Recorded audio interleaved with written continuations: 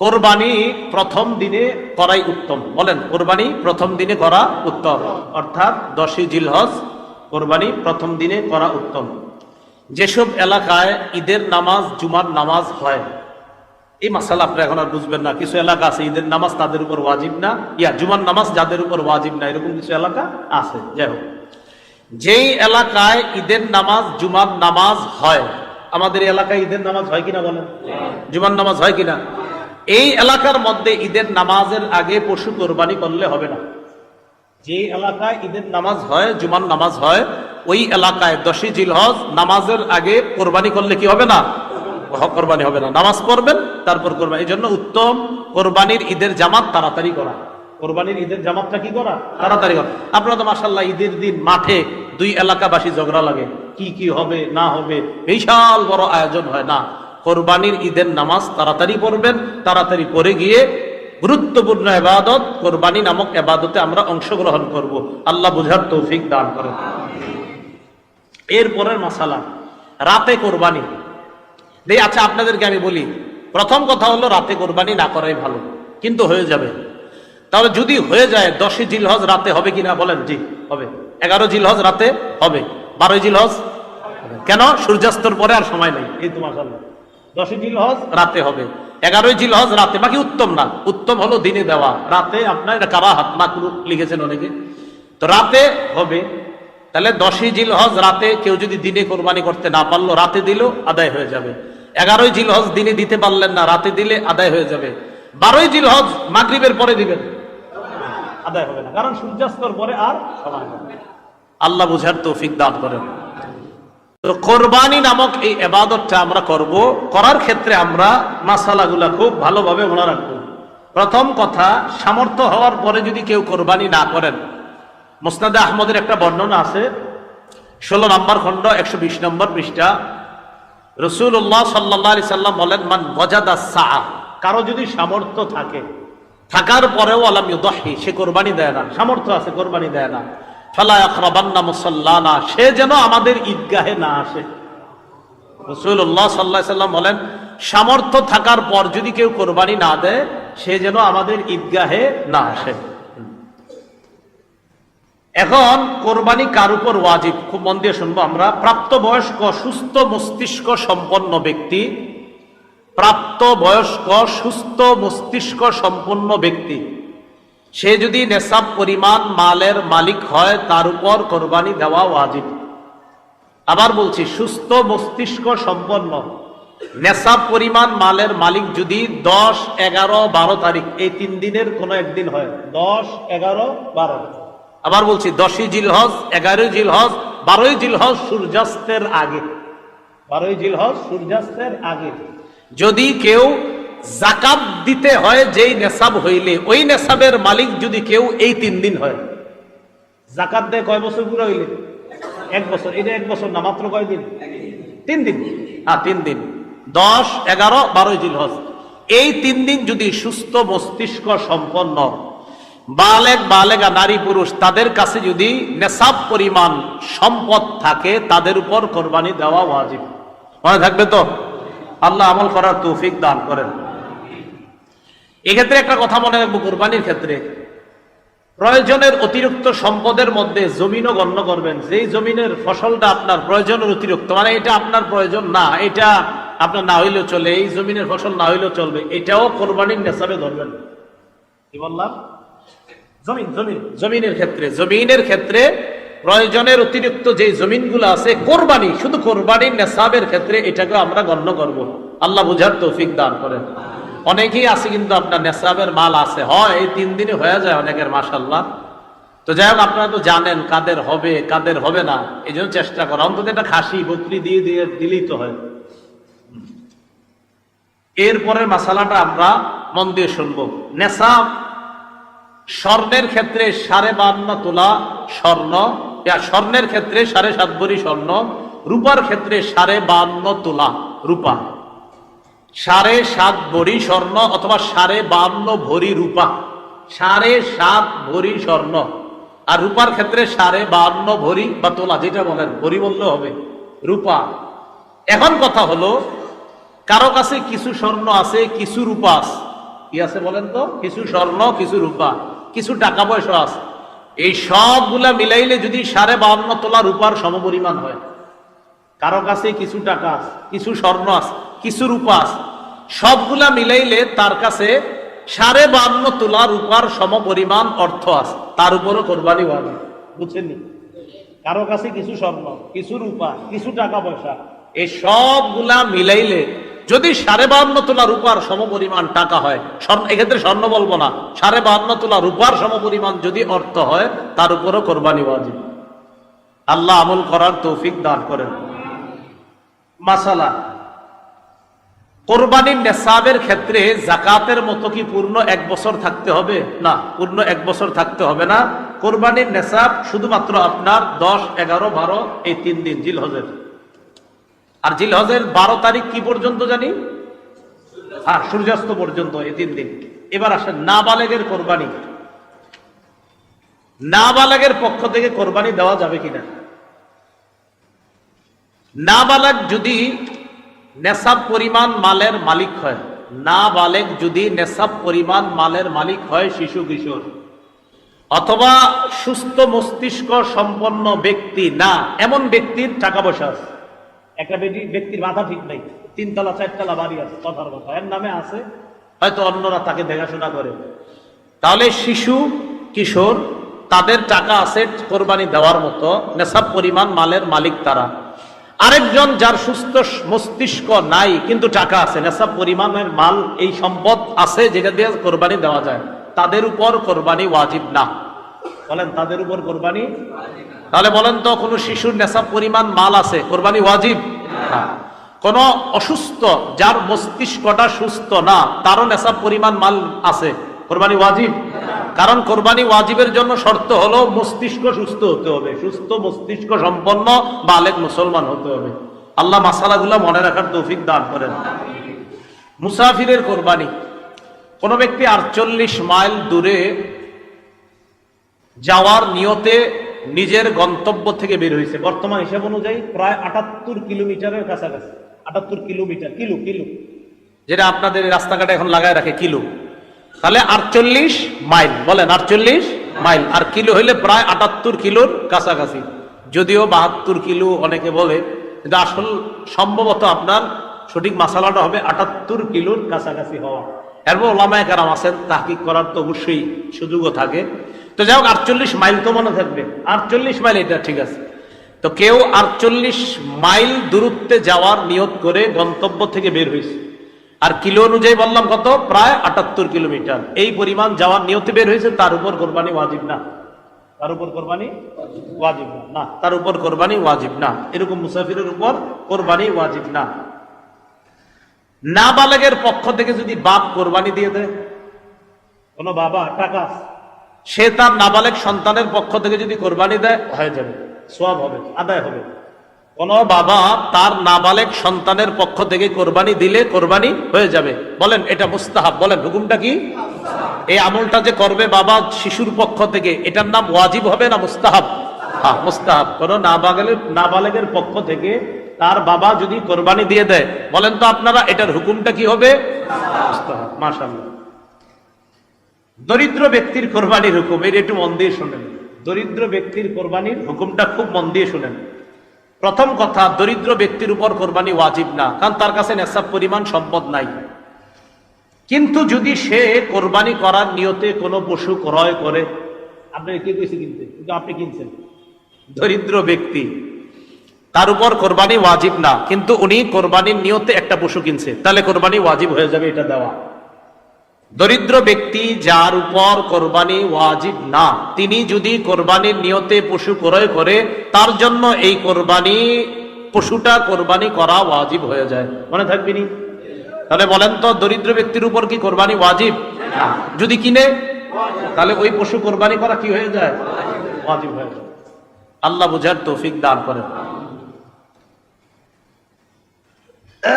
কেউ কোরবানির দিনগুলোতে যদি আপনার ওয়াজিব কোরবানি দিতে না পারে, কার উপর কোরবানি ওয়াজিব হয়েছে, 10, 11, 12 সূর্যাস্ত পর্যন্ত আপনার কেউ যদি কোরবানি দিতে না পারে, আবার বলছি, কেউ যদি কোরবানির দিনগুলোতে ওয়াজিব কোরবানি দিতে না পারে, কোরবানি ওয়াজিব কিন্তু আপনি দিতে পারেন নাই, ইতিমধ্যে কোরবানির দিন শেষ হয়ে গেছে, 10 গেল, 11 গেল, 12 চলে গেছে শেষ, কিন্তু আপনার উপর ওয়াজিব ছিল, দেন নাই, এখন কি করবেন? এখন আপনি একটা ভালো মানের খাসির সমপরিমাণ মূল্য সদকা করে দিবেন। একটা ভালো মানের খাসির সমপরিমাণ মূল্য, এখনো কিনেন নাই, পশু কিনেন নাই। ও এক্ষেত্রে মনে রাখবেন, আপনার উপর কোরবানি ওয়াজিব, এখনো আপনি পশু ক্রয় করেননি। কোরবানি ওয়াজিব হয়েছে কিন্তু পশু কিনেন নাই। ইতিমধ্যে 10 গেল, 11ই জিলহজ গেল, 12ই জিলহজ চলে গেল, এখন আপনি কোরবানির পশু কিনেন নাই, কোরবানিও দেন নাই। সেক্ষেত্রে আপনি কি করবেন বলেন তো? আপনি একটা ভালো মানের ছাগলের মূল্য সদকা করে দিবেন। ছাগলের মূল্য কি করে দিবেন? সদকা করে দিবেন। এখন কথা হলো, পশু ক্রয় করছেন, পশু ক্রয় করছেন, আবার বলছি, বলেন তো এখন যে মাসালাটা বললাম, আমি বলছি কোন ব্যক্তি কোরবানি ওয়াজিব 10, 11, 12 এই 3 দিনের মধ্যে পশুও কিনে নাই, কোরবানিও দেয় নাই, বলেন তো কি করবে? কি সদকা করবে? একটা ছাগলের মূল্য সদকা করে দিবে। ছাগল বলি আমরা, ছাগলের মূল্য সদকা করে দিবে। এখন কথা হলো, কিনছেন, পশু কিনছেন, কিনার পরে 10, 11, 12 কোরবানি করেন নাই। আগেরটা হলো কিনেন নাই, কোরবানিও দেন নাই। এটা হলো ওয়াজিব হয়েছে, পশুও কিনছেন কিন্তু কোরবানি দেন নাই। ইতিমধ্যে 10, 11, 12 চলে গেছে। সেক্ষেত্রে কি করবেন? সেক্ষেত্রে ওই জীবিত পশুটাই সদকা করে দিবেন। সেক্ষেত্রে কি করবেন? জীবিত পশুটা। আবার মন দিয়ে বুঝেন। তাহলে এবার আপনাদেরকে জিজ্ঞাসা করি, কারণ এখানে আরেকটা মাসালা বলবো ইনশাআল্লাহ। 1 নাম্বার, কোরবানি ওয়াজিব 10, 11, 12 এই 3 দিনের মধ্যে পশু কিনেন নাই, কোরবানি দেন নাই, কি পরিমাণ মূল্য সদকা করে দিবেন? ছাগলের। আচ্ছা, আপনি কোরবানির পশু কিনছেন, 10, 11, 12 চলে গেল, কোরবানি দেন নাই, এখন কি করতে হবে? জীবিত এই পশুটা সদকা করে দিবেন। কথার কথা, 10, 11, 12 পরে ওই পশু আপনি জবাই করে ফেলছেন। এটা কিনছিলেন কোরবানির জন্য, কোরবানির জন্য কেনা পশুটা 10, 11, 12 পরে আপনি জবাই করছেন, এখন কি করবেন? ওলামায়ে কেরাম মাসালা দিল, ভাই আপনার তো মূল্য এই পশুর সমপরিমাণ মূল্য সদকা করা ওয়াজিব ছিল। ভাই না, আমি তো পশুই কিনছি। ও আচ্ছা, তাহলে তো জীবিত পশুটা দেওয়া আপনার ওয়াজিব ছিল। ভাই আমি তো জীবিত পশু দেই নাই, পশু তো আমি জবাই করছি, এখন কি করব? এখন মাসালা হলো, এই পশুর যে গোস্তগুলা, এই গোস্তগুলা আপনি সদকা করে দিবেন। তবে সদকা করার সময় মাপতে হবে। মাপার পর দেখবেন কত টাকা হয়। যদি দেখেন পশু কিনছিলেন 20,000 টাকা দিয়া, গোস্ত মাইপা দেখেন 18,000, তাহলে পশুর এই গোস্ত 18,000-এর সমপরিমাণ গোস্ত সদকা করার পর আরো 2,000 টাকা সদকা করবেন। আল্লাহ জানে, বুঝছেন? বুঝছেন, মনে হয় বুঝছেন। বুঝছেন? হ্যাঁ, বুঝছেন না? আচ্ছা, বুঝলে আলহামদুলিল্লাহ। পশু কিনছেন, কেনার পরে কোরবানি দেন নাই, এখন 10, 11, 12 পরে জবাই করছেন। ওলামায়ে কেরাম বলছে, আপনি এটা জবাই করলেন কেন? জীবিত সদকা করে দিতেন। হুজুর আমি তো ভুল করে ফেলছি, কি করবো এখন? ও আচ্ছা ঠিক আছে, গোস্তগুলাই সদকা করে দেন। এখন আপনি গোস্তগুলা মাপছেন, মাইপা দেখলেন এই গোস্ত বর্তমানে 18,000, কথার কথা 18,000 হয়, কিন্তু পশু কিনছিলেন 20,000 টাকা দিয়া, তো 20,000 হইতে আরো বাকি কত? এই গোস্ত সদকা করার পর আরো 2,000 টাকা সদকা করেন। বুঝলেন? আচ্ছা আচ্ছা, আল্লাহ বুঝার তৌফিক দান করেন। ঠিক আছে, এই মাসালাগুলো আপনারা বয়ানের পরে আবার এটা আমার কাছে চায়েন না কিন্তু। হ্যাঁ, এটা আমারই, এই জন্য এটা দেওয়া যাবে না। খালি শোনেন মন দিয়া, এরকম নিয়ত করেন না যে হুজুর না বয়ানের পরে আপনাকে কমিটা দিয়ে যান, বাস আমরা একটু নিব না, বিষয়টা কিন্তু এমন না। মন দিয়া শোনেন। আচ্ছা আচ্ছা আচ্ছা, বুঝে বুঝে লিখছি তো, এই জন্য আপনাদের দেওয়া তো যাবে না।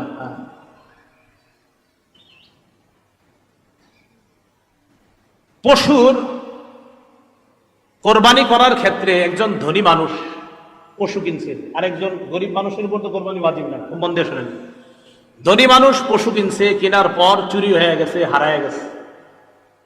ধনী মানুষ পশু কিনছে, কেনার পর চুরি হয়ে গেছে, হারায় গেছে।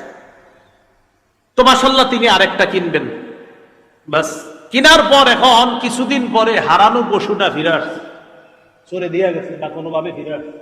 এটা কিনছেন, হারায় গেছে, চুরি হয়ে গেছে। কিছুদিন পর চুরিকৃত পশুটা ফিরে আসছে, আবার এদিক দিয়ে আরেকটা গেছেন, এখন পশু হইলো কয়টা? 2টা। এক্ষেত্রে আপনার ইচ্ছা, আপনি যেটা মন চায় এটা কোরবানি দিবেন, 2টার একটা কোরবানি দিয়ে দিলেই হয়ে যাবে।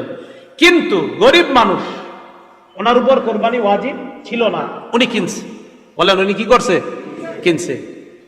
এখন উনি কেনার পর ওনার পশুটা চুরি হয়ে গেছে, তার উপর আর কোরবানি ওয়াজিব না, কারণ লা ইউকাল্লিফুল্লাহু নাফসান ইল্লা উসআহা, যেহেতু তার উপর এটা চাপাচাপি করা হবে না।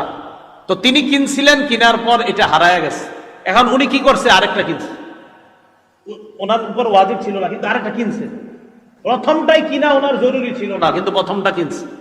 কেনার পর চুরি হইল, চুরি হওয়ার পর উনি আরেকটা কিনছেন, আরেকটা কেনার পর চুরিকৃত পশুটা ফিরে আসছে। তবে ধনী মানুষের পশু ছিল, পশু হয়ে গেল দুইটা, একটা দিলে হয়ে যায়। গরিব মানুষ যেটা প্রথমে কোরবানির নিয়তে কিনছে, এটা হারিয়ে যাওয়ার পর তিনি নিজে থেকে আরেকটা কিনছে, কেনার পর হারানো পশুটা ফিরে আসছে। এখন হইল কটা পশু? দুটোটা কোরবানি করতে হবে। আপনি কে কইছে প্রথমটা ইয়ে করেন? আপনি তো দুটোটাই ওয়াজিব। আল্লাহ জানে, বুঝছেন নি? আচ্ছা, আল্লাহ বুঝার তৌফিক দান করেন। দুটোটা কোরবানি করা ওয়াজিব, কারণ ওনার উপর তো ছিল না বাধ্যবাধকতা। উনি প্রথমটাও বাধ্য ছিল না, কিনছে। দ্বিতীয়টাও উনি বাধ্য ছিলেন না, এরপরও কিনছে। আবার প্রথমটা ফিরে আসছে, তো দুইটা আসছে, কি হয়েছে? তুমি দুটোটাই দিবে। এটাই ইসলামী শরীয়ত, বুঝতে হবে। পশুর গুণাগুণ খুব মন দিয়ে শুনবো আমরা। আল্লাহ আল্লাহ। ওট, গরু, মহিষ, ছাগল, ভেড়া ও দুম্বা দ্বারা কোরবানি করা জায়েজ। বলেন ওট, বলেন সবাই ওট।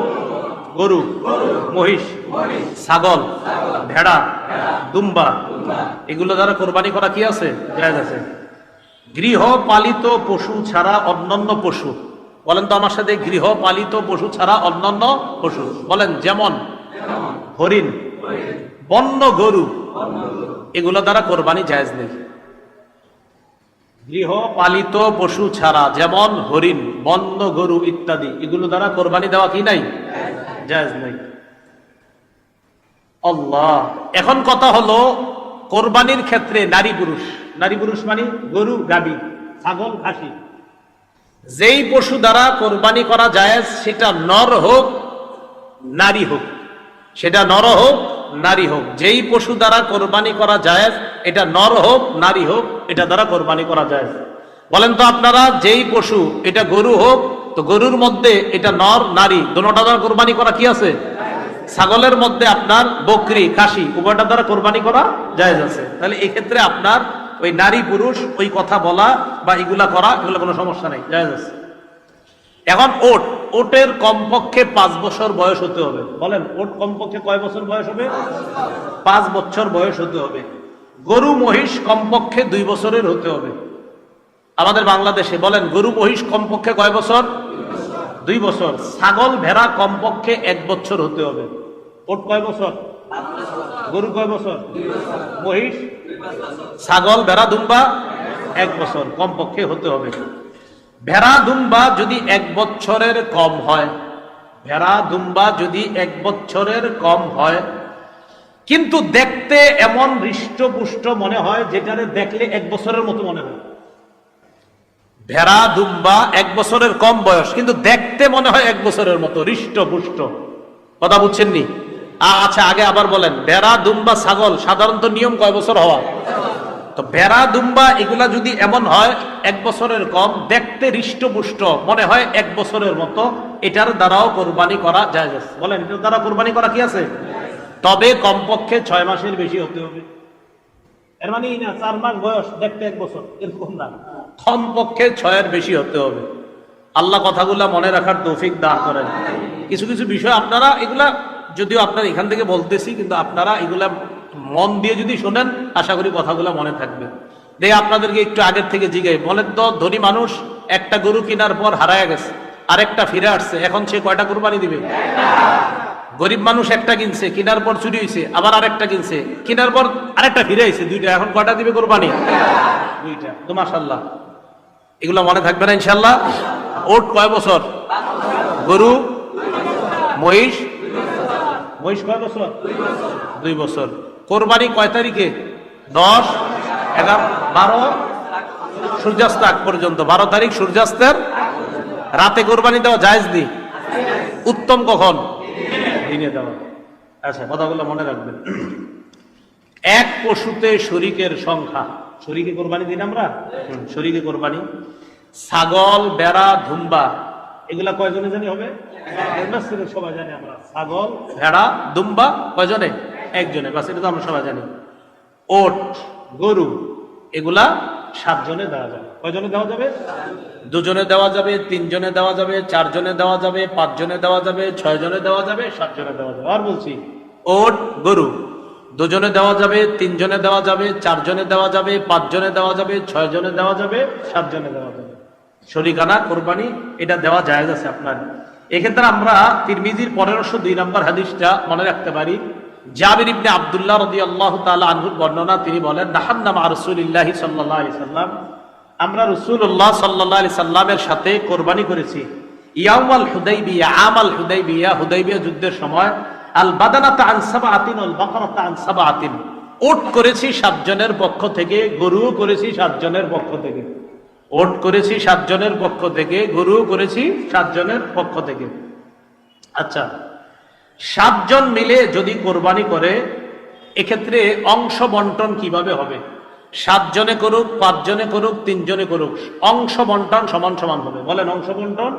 হ্যাঁ, এক্ষেত্রে আপনারা তো জানেনই, কেউ যদি মনে করেন 50,000 টাকার একটা কোরবানি গরু, একজন দিছে 20,000, একজন দিছে 20,000, আরেকজন দিছে 20,000, হলো কত? 40। আরেকজন দিছে 10,000, কত হলো? তাহলে ভাগ তো অবশ্যই আপনার প্রথমে 5 ভাগ সমান সমান করবেন। 5 ভাগ সমান সমান কইরা একজনে পাবে 2 ভাগ, আরেকজনে পাবে 2 ভাগ, আরেকজনে পাবে 1 ভাগ।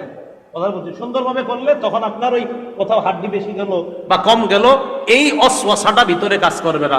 প্রথম কথা যে একজনে 20,000 দিল, আরেকজন 20,000, তো 20,000 ওয়ালা 2 ভাগ, আরেক 20,000 ওয়ালা 2 ভাগ, আর 10,000 ওয়ালা 1 ভাগ। কথার কথা আপনার। এখন আপনি মনে করেন এই 5 ভাগ বন্টন করলেন, করার পর 2 ভাগ নিবে একজন, আর 2 ভাগ নিবে আরেকজন, গেল 4 ভাগ, আরেক ভাগ নিবে আরেকজন, গেল 5 ভাগ। ব্যাস। কোরবানির পশু জবাই করার পর আপনি চাইলে 3 ভাগ করতে পারেন। 1 ভাগ গরিবরে দিলেন, 1 ভাগ প্রতিবেশী আত্মীয় স্বজন তাদেরকে দিলেন। এক্ষেত্রে একটা মাসালা, এই মাসালাটা হলো, আচ্ছা এটা বলবো না, এটা বললে পরে আবার আপনারা কৃপণতা করবেন। কি করবেন? কৃপণতা। এটা দরকার নেই, ঠিক আছে, মাথায় আসছিল, দরকার নেই। না, বন্টন করেন, বন্টন করেন, গরিবরেও দিয়েন, প্রতিবেশীদেরকেও দিয়েন, ব্যাস এটাই রাখেন। বন্টন করেন, প্রতিবেশীদেরকে দিয়েন, সবাই দিয়েন। হ্যাঁ, ঠিক আছে, দিবেন। হ্যাঁ, কি কয়? অনেক কয় বুঝছি বুঝছি, কি বুঝছে কে জানে।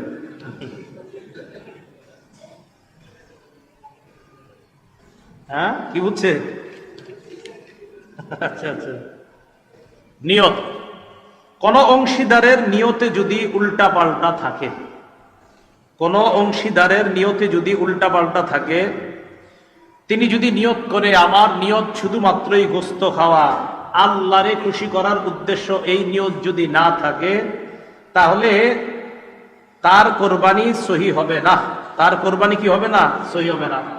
এই ব্যক্তিকে অংশীদার যদি আমরা বানাই, শরীকদের কারো কোরবানি সহি হবে না। কোন ব্যক্তির নিয়ত গলত, শুধু গোস্ত খাওয়ার নিয়ত, তিনি একা কোরবানি দিলেও কোরবানি হবে না।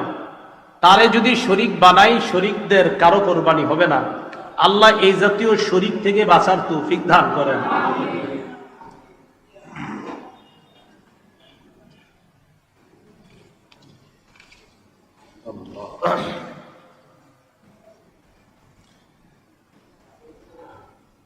শরীকদের উপার্জন যদি অধিকাংশ কারো উপার্জন হারাম হয় অথবা পুরাটা হারাম হয়, 5 জনে কোরবানি দিলেন, 7 জনে দিলেন, 3 জনে দিলেন, এই শরীকদের কারো অংশ উপার্জন যদি বেশির অংশ হারাম হয় অথবা পুরাটা হারাম হয়, তাহলে তারে না নেওয়া, তার কারণে কারো কোরবানি হবে না।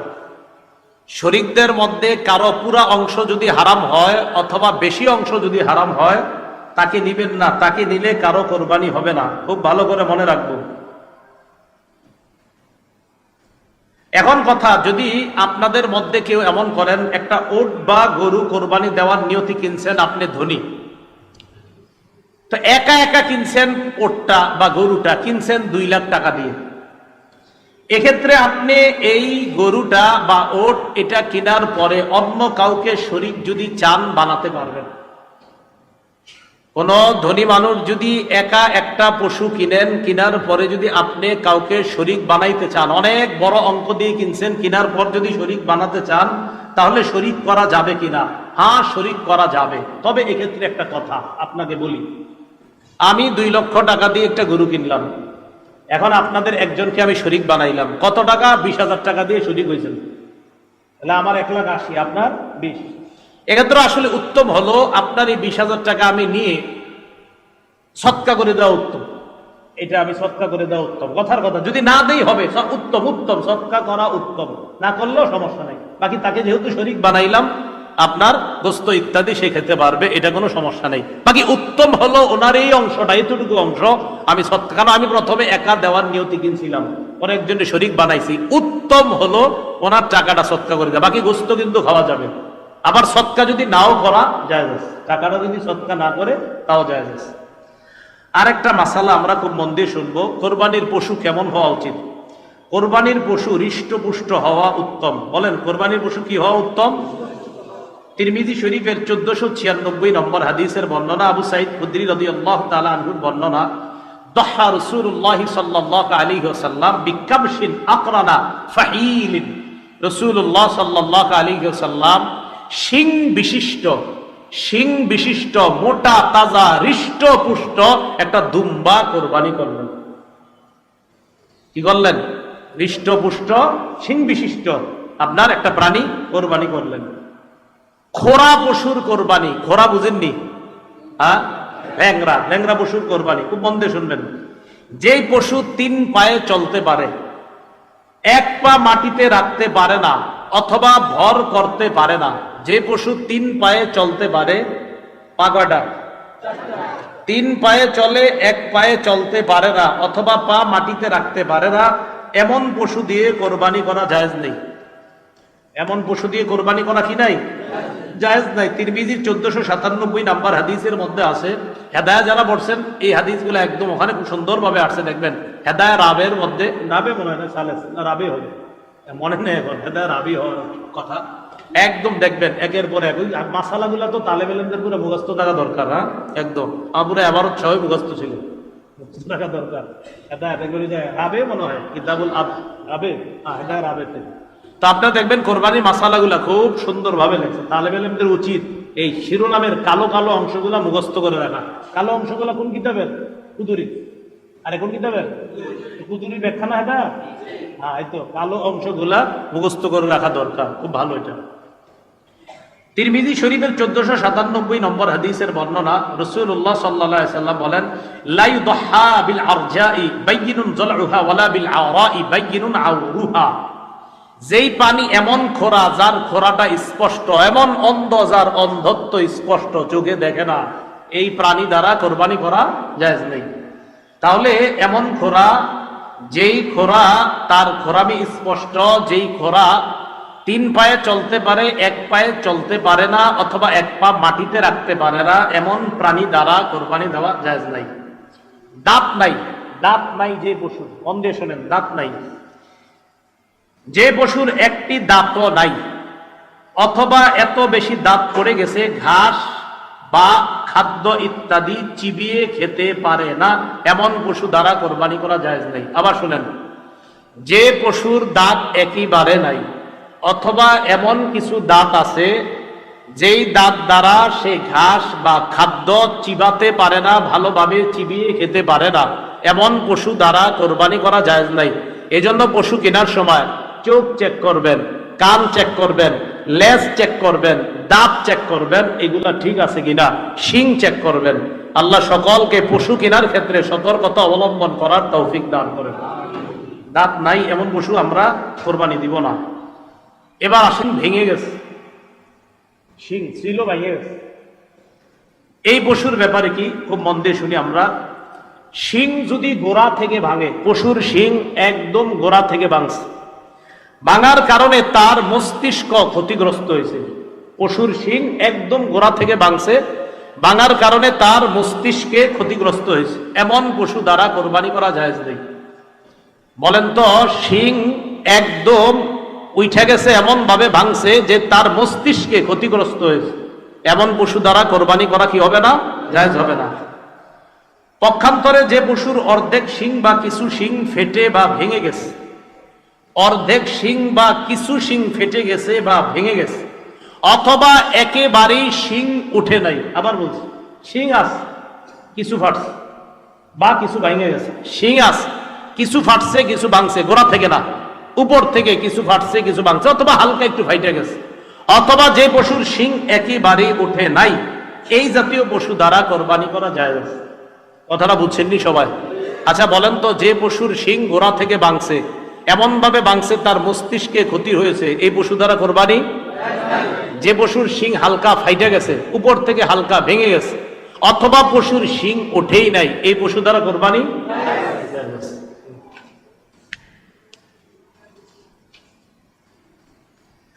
কান কাটা বা লেজ কাটা পশু, কান কাটা বা লেজ কাটা পশু, যে পশুর লেজ বা কোনো কান অর্ধেক বা তার চেয়ে বেশি কাটা, সে পশু দ্বারা কোরবানি করা জায়েজ আছে কিনা? আবার শুনি প্রশ্নটা।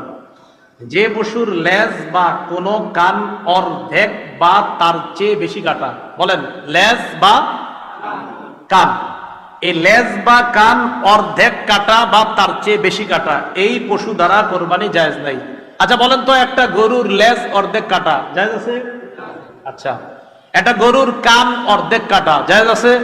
আচ্ছা, একটা গরুর লেজ অর্ধেকের বেশি কাটা, একটা গরুর কান অর্ধেকের বেশি কাটা, কোরবানি জায়েজ? আল্লাহ, যদি অর্ধেকের বেশি লেজ থাকে, লেজ কয় হাত হয় গরুর? আনুমানিক 2 হাত, 1 হাত।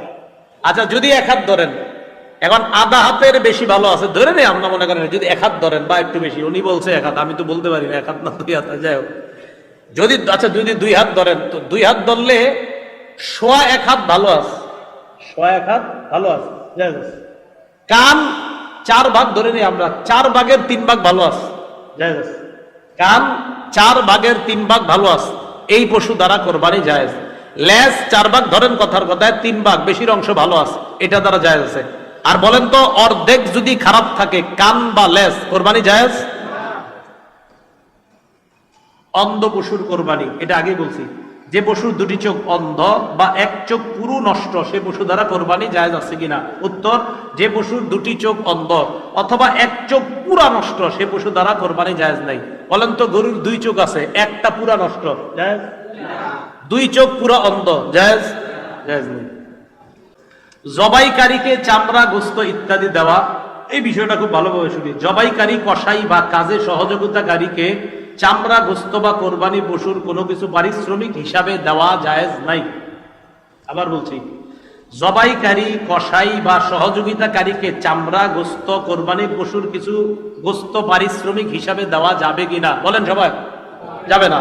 তাহলে বলেন তো, জবাইকারী, কসাই বা কাজে সহযোগিতাকারী, এদেরকে চামড়া, গোস্ত অথবা কোরবানির পশুর কোনো কিছু পারিশ্রমিক হিসাবে দেওয়া যাবে?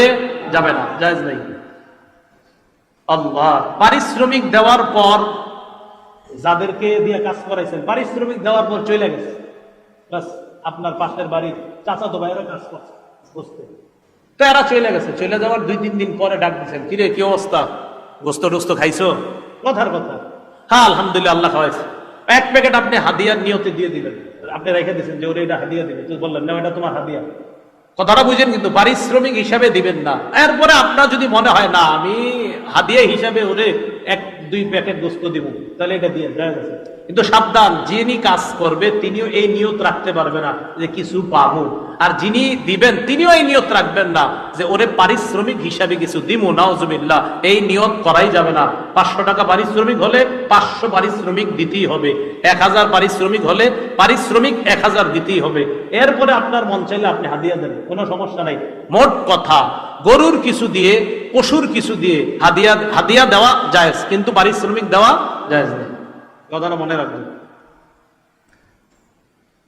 আল্লাহ, অস্ত্র জবাই করবো যে অস্ত্র দিয়ে, ধারালো অস্ত্র দ্বারা জবাই করা উত্তম। রাসূলুল্লাহ সাল্লাল্লাহু আলাইহি সাল্লাম বলেন, ইন্নাল্লাহা কাতাবাল ইহসানা আলা কুল্লি শাই, আল্লাহ সব জিনিসের উপর অনুগ্রহ করা এটা বিধিবদ্ধ করেছেন, এমনকি পশু জবাই করার ক্ষেত্রেও।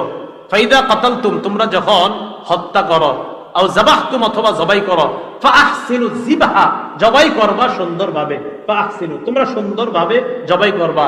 এর মানে অন্য বর্ণনায় রাসূল বলেন, ওয়াল ইউহিদ্দা আহাদুকুম শুফরাতা, তোমাদের প্রত্যেকে যেন অস্ত্রটা ভালোভাবে ধার করে নেয়, এই অস্ত্র দিয়ে যেন জবাই করে, পশুটা যেন তাড়াতাড়ি তার জানটা বের হয়। এইভাবে আমরা এমন অস্ত্র দিয়ে আমরা জবাই করব। জবাইয়ের পর পশুর অবস্থা, অনেকে নিস্তেজ হওয়ার আগেই ছুরি একটা নিয়ে কি করে ফালানো শুরু করে, ওই যে চামড়াটা, হ্যাঁ আপনার না এখনো যায় না, ওটা এখনো নামতেছে, বাদ শুরু করছে, আরেক জায়গায় শুরু করছে। এর এই কথাটা খুব মন দিয়ে শুনেন। নিস্তেজ হওয়ার আগে চামড়া খসানো বা অন্য কোনো অঙ্গ কাটা মাকরুহ। আচ্ছা বলেন তো, কোরবানি কার জন্য করি? এই কাজে মাকরুহ কাজ কেন করবো? কোরবানি কার জন্য করি? তা আমার এই আমলটা যেন পুরা 100% পিওর হিসাবে আল্লাহ কবুল করে, এটা চাই না তো। এটাতে কোনো মাকরুহ কাজ করব? তাহলে নিস্তেজ হওয়ার আগে কসাইকে বলবো, ভাই পূর্ণ নিস্তেজ হবে, তারপর আপনি অন্য কাজ করবেন, নিস্তেজ হওয়ার আগে এটাতে টাচ করবেন না। মানে মনে থাকবে না ইনশাআল্লাহ? জি। কোরবানির গোশত বিধর্মীকে দেওয়া যাবে কিনা? কোরবানির গোশত বিধর্মীকে, প্রতিবেশী অনেক বিধর্মী থাকে না, তাদেরকে দেওয়া যাবে কিনা? কোরবানির গোশত হিন্দু ও অন্যান্য ধর্মাবলম্বী যারা আছে, বিধর্মী ইত্যাদি, গরিব যদি হয় বা প্রতিবেশী হয়, তাদেরকে দেওয়া কি আছে? জায়েজ আছে। বিধর্মী অন্যান্য ধর্মাবলম্বীদেরকে তারা যদি খায়, দেওয়া জায়েজ আছে, দেওয়া জায়েজ আছে। অন্য কারো ওয়াজিব কোরবানি এটা আদায় করতে যদি চাই, এটা কি হুকুম? মন দিয়ে শুনি। অন্যের ওয়াজিব কোরবানি দিতে চাইলে ওই ব্যক্তির অনুমতি নিতে হবে কিনা? হ্যাঁ, অন্যের ওয়াজিবকৃত কোরবানি দিতে হলে ওই ব্যক্তির অনুমতি নিতে হবে। ওই ব্যক্তির কি নিতে হবে? অনুমতি নিতে হবে, অন্যথায় ওই ব্যক্তির কোরবানি আদায় হবে না। এক্ষেত্রে স্বামী বা পিতা স্ত্রী বা সন্তানের বিনা অনুমতিতে তার পক্ষ থেকে কোরবানি করে, তাহলে তাদের কোরবানি আদায় হয়ে যাবে। আবার বলছি, স্বামী বা পিতা, বলেন স্বামী বা পিতা। স্বামী হয় কার? বলেন স্ত্রীর। বলেন স্বামী হয় কার? স্বামী স্ত্রীর অনুমতি ছাড়া কোরবানি দিবে, কথা স্ত্রী কোরবানি দিতে চাইবে, হয়ে যাবে। পিতা হয় কার? বলেন সন্তানের। আরে পিতা হয় কার? পিতা সন্তানের অনুমতি ছাড়া দিয়ে দিছে, হয়ে যাবে। আল্লাহ জানে, বুঝছেন নি? কোরবানি দাতার অনুমতি ছাড়া কোরবানি দেওয়া জায়েজ নেই। এক্ষেত্রে স্বামী যদি স্ত্রীর অনুমতি ছাড়া দেয়, বাবা যদি সন্তানের অনুমতি ছাড়া দেয়, জায়েজ। মনে থাকবেন ইনশাআল্লাহ? হ্যাঁ, জায়েজ আছে। পাগল পশুর কোরবানি, পাগলা গরু আছে না, পাগল পশুর কোরবানি, পাগল পশু কোরবানি করা জায়েজ আছে। তবে যদি এমন পাগল দিলে খায় না, মাঠেও চড়ে না, তাহলে সেটা দ্বারা কোরবানি জায়েজ নেই। কিছু গরুরে আমরা পাগল কইনি, দৌড় দেয়, পুরো এলাকা লাইরালায়, বাঁশতলা গাছতলা পুরা টুরা শেষ করে লায়। পাগল পশুর কোরবানি দেওয়া যায় যদি এটা ঘাস না খায় অথবা চরে টরে না খায়, তাহলে কিন্তু জায়েজ নেই। কারণ পশু পাগল হওয়ার পরেও যদি ঘাস খায়, বুঝতে হবে না ওর মধ্যে পশুত্ব আছে, মাঠে চরে বেড়ায়, এটার মধ্যে পশুত্ব আছে, মানে ও পশু, ও কোরবানির যোগ্য। কিন্তু যদি ও ঘাস খায় না, মাঠে নিয়ে চড়াইলেও অন্যান্য পশুর মতো চড়ে না, পাগলাটে আচরণ করে, ওর দ্বারা কোরবানি দেওয়া কি হবে না? জায়েজ হবে না। হ্যাঁ, প্রথম কথা, পশু দ্বারা, পাগল পশু দ্বারা কোরবানি জায়েজ, তবে যদি মাঠে না চড়ে, ঘাস না খায়, এরকম পাগল হইলে আবার এটা দ্বারা জায়েজ হবে না। কোরবানির গোশত খাওয়া, কোরবানি দাতার জন্য নিজের গোশত খাওয়া মুস্তাহাব। মাশাআল্লাহ, একটা হুকুম জানলাম, কোরবানির গোশত খাওয়া কি মুস্তাহাব। কোরবানির দাতা যিনি, তিনি কোরবানির গোশতটা খাওয়া এটা মুস্তাহাব। অনেকের অ্যালার্জি থাকে, গরুর গোশত খান না, এটা খায়া লাইবেন কয়েক পিস, সমস্যা নেই, ইনশাআল্লাহ কিছু হবে না, আল্লাহ ভরসা। ঋণ করে কোরবানি দেওয়া, কোরবানি ওয়াজিব এমন ব্যক্তিও ঋণের টাকা দিয়ে কোরবানি করলে ওয়াজিব আদায় হয়ে যাবে। এমনি আপনার উপর কোরবানি ওয়াজিব, আবার যদি আপনি ঋণের টাকা দিয়ে কোরবানি দেন, কথার কথা, তাও কোরবানি ওয়াজিব আদায় হয়ে যাবে। আপনি তো জানেন যে আমি ঋণ হইলে কি হবে, 5-10 লাখ টাকা আছে না, অনেকে লেনদেন করে, ওনাদের তো ব্যাপার না এটা, এই ঋণ আদান প্রদান হয়ে থাকে। দেখবেন অনেক ব্যবসায়ী আছে প্রতিনিয়ত তাদের 5-10 লাখ ঋণের আদান প্রদান। এই জাতীয় ব্যক্তিরা ঋণের টাকা দিয়ে যদি কোরবানি দেয়, আদায় হয়ে যাবে। উনি তো জানে যে আমি তো টাকা দিয়েই দিব, আদায় হয়ে যাবে।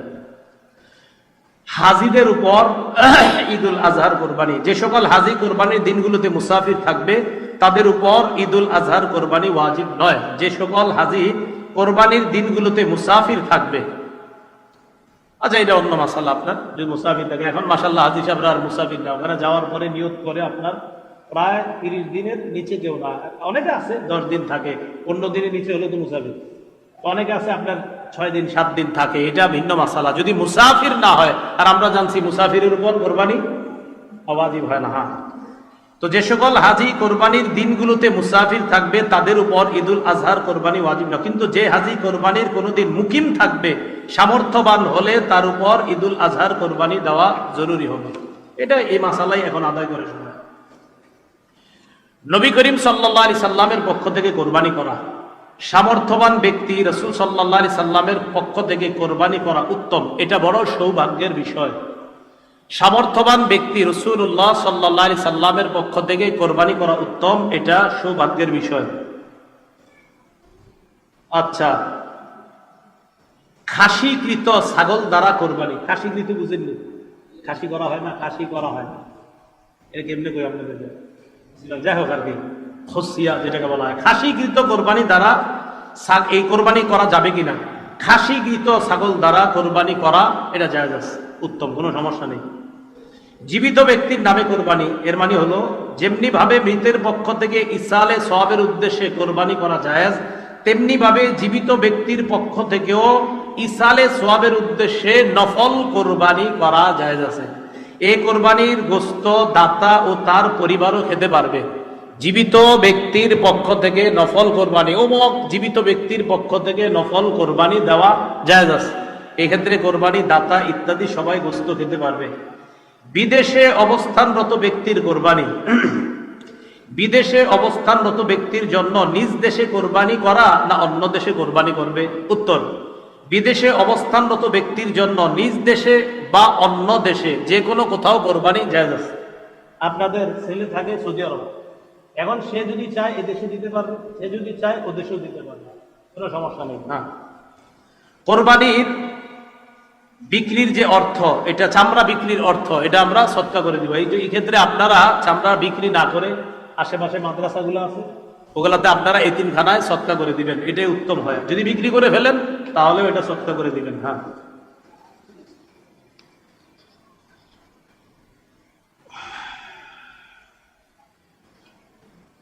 আচ্ছা, ঈদুল আজহার দিন এবছর কোরবানির নিয়ত আছে কাদের কাদের? দেখি একটু, ইনশাআল্লাহ, সমস্যা নেই। হ্যাঁ, আচ্ছা, ঈদুল আজহার দিন সর্বপ্রথম কোরবানির গোশত দিয়ে প্রথম খানা শুরু করা সুন্নত। ঈদুল আজহার দিন মানে আপনি কোরবানি দিবেন, তা আপনার জন্য উত্তম হলো, সুন্নত হলো সর্বপ্রথম কোরবানির গোশত দিয়ে খানা শুরু করা, এটা উত্তম। এর অর্থ হলো সকাল থেকে কোনো কিছু না খেয়ে প্রথমে কোরবানির গোশত খাওয়া। সকাল থেকে কিছু খাবেন না, প্রথমে কোরবানির গোশতটা খাবেন। এটা যদি পারেন আর কি, না পারলে সমস্যা নেই, অন্য কিছু খাওয়া যাবে। কোরবানির পশুর হাড় বিক্রি করা, কোরবানির মৌসুমে অনেক মহাজন কোরবানির হাড় ক্রয় করে থাকে। টোকাইরা বাড়ি বাড়ি থেকে হাড় সংগ্রহ করে তাদের কাছে বিক্রি করে, এদের ক্রয় বিক্রয় জায়েজ। টোকাইরা ক্রয় মানে আপনার নিয়ে গেছে, আপনার বাড়ির সামনে পড়ে রয়েছে, ওরা নিয়ে গেছে, ওরা বিক্রি করলে সমস্যা নেই। টোকাই বেচারা নিয়ে গেছে, টোকাই এর মানে কেমন ধরে ওরা আপনি দান করে দিচ্ছেন। টোকাই নিয়ে গেছে মানে আপনি দান করে দিচ্ছেন। টোকাই যদি হাড় ইত্যাদি নিয়ে বিক্রি করে তাহলে এটা জায়েজ আছে, এটা কোনো সমস্যা নেই। আল্লাহ, কিন্তু কোন কোরবানি দাতার জন্য নিজ কোরবানির কোনো কিছু এমনকি হারও বিক্রি করা জায়েজ হবে না, করলে মূল্য সৎকা করে দিতে হবে। এ কথা ভালো করে আমরা মনে রাখবো। মহাজনরা কোন কোরবানি দাতার থেকে, মহাজনরা জানেন কি কোরবানি দিছে, ওনার থেকে আপনারা এটি কিনবেন না, এটা ঠিক না। এই বিভিন্ন বড় বড় হোটেল মালিকদেরকে এগুলো বলে দিবেন, এটা ঠিক না। কাজের লোককে কোরবানির গোশত খাওয়ানো, কোরবানির পশুর কোনো কিছু পারিশ্রমিক হিসাবে দেওয়া তো জায়েজ নাই, এটা আগেই বলছি আমরা। পারিশ্রমিক হিসাবে কাজের লোককেও কোরবানি দেওয়া, কোরবানির গোশত দেওয়া যাবে না। পারিশ্রমিক হিসাবে কাজের লোক, ঘরে কাজের লোককেও পারিশ্রমিক হিসাবে গোশত দেওয়া যাবে না। ঘরের অন্যান্য সদস্যরা কোরবানির গোশত যেমন খায় কাজের লোকও তেমন খাবে। কাজের লোক খায় কিনা ঘরে? খায়। তো এই যেমনি ভাবে আমি দুপুরে খাই, রাতে খাই, কাজের লোকও খাবে, কিন্তু এরকম না যে তারা আমি পারিশ্রমিক দিতেছি, না, আমিও খাই, সেও খাচ্ছে, সমস্যা নেই। কিছু কিছু এলাকায় দরিদ্রদের মাঝে একটা প্রচলন আছে যে কোরবানির দিন আমগত সামর্থ্য নাই, মোরগ কোরবানি করি। কি কোরবানি? এই জাতীয় কুসংস্কার থেকে বেঁচে থাকবো। বলেন, এই জাতীয় কুসংস্কার থেকে কি করে থাকবো? বেঁচে থাকবো, এটা জায়েজ নাই। হ্যাঁ, কোরবানির দিন মোরগ জবাই করা জায়েজ আছে? হ্যাঁ আছে। আপনি মুরগি খেতে মন চাইলে খাইবেন, কিন্তু কোরবানি না। বুঝেন, কিন্তু আন্দাজি পেশ লাগান না। আপনার মুরগি খাইতে মন চাইলে খাইবেন জবাই করা, কিন্তু কোরবানি না। বুঝছেন নি? মোরগ আসছে না কোরবানির দিন, মোরগ জবাই করা, আমার মন চাইছে ভাই মুরগি খাবো, সমস্যা নেই। কোরবানির দিন মোরগ যদি জবাই করে খান সমস্যা নাই, খাবেন, কিন্তু এরকম না যে হুজুর আমি এটা মোরগ কোরবানি করলাম। আল্লাহ আমাদের সকলকে, তাহলে কোরবানির পশু কিনা, কোরবানির পশু কেমন হবে, কোরবানির পশুর দুধ, কোরবানি পশু দ্বারা উপকৃত হওয়া, শরীকে কোরবানি দেওয়া ইত্যাদি যে গুরুত্বপূর্ণ মাসালাগুলা জানলাম, এর উপর আমাদেরকে আল্লাহ আমল করার তৌফিক দান করেন। বলেন তো, শরীকে গরুর মধ্যে কোরবানি দেওয়া জায়েজ আছে কিনা? আছে, জায়েজ আছে। আকিকা এবং কোরবানি একই পশুতে দেওয়া জায়েজ আছে। জি জি জি, জায়েজ আছে। আকিকা কোরবানি একই পশুতে দেওয়া কি আছে? জায়েজ আছে। আপনি তো প্রশ্ন করলেন, এইগুলো লেখা ছিল না, অনেক লম্বা সময়। আপনাদের এখানে যে সময় দেওয়া হয়েছে, আমার ওয়াজের ইতিহাসে গত কয়েক বছরে এত পরিমাণ সময় কোথাও দেওয়া হয় নাই, এবং এটা আমার নিয়মও না। 60 মিনিটের বেশি, 61 মিনিট হওয়ার প্রশ্নই আসে না, কিন্তু আজকে এসে গেছে। যাই হোক, দোয়া করেন, কিন্তু ভবিষ্যতে কিন্তু আর হবে না। আর এই জাতীয় অনুষ্ঠানে আমার দাওয়াত দিন না, এইগুলা দিলে লম্বা সময়ের প্রয়োজন হয়, নাকি মাসাইল ফাসাইল এগুলা লম্বা সময় লাগে। এটিতে দিবেন বড় বড় মুফতি সাহেব যারা আছে তাদেরকে, ঠিক আছে? আমার খালি ওয়াজে কইবেন, আমি কিছু ওয়াজ করে যাবো। আল্লাহ আমাদের সকলকে আমল করার তৌফিক দান করেন।